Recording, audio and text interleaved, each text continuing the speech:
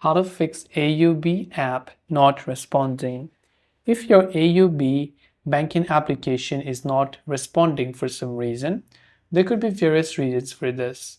First of all, make sure that it's not the issue with your internet connection. So if you're using Wi-Fi, you can try to switch your cellular data or vice versa and see if that helps you solve the problem. Second, you want to make sure that your login information is correct. So if you're trying to log into mobile banking, make sure that your user ID and password is correct. If this is not helping, open up settings, go to general and go to iPhone storage if you're using iPhone. And from here, you can simply search for the AUB application in this case. So you can just search for that and tap the offload button. When you tap on offload, reinstall the app again.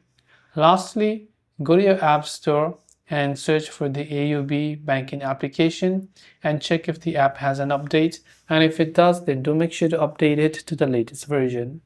And hopefully one of these may have helped you solve the problem. If you have got any further questions, do feel free to leave them down below. Thanks for watching till the very end and see you soon in the next video.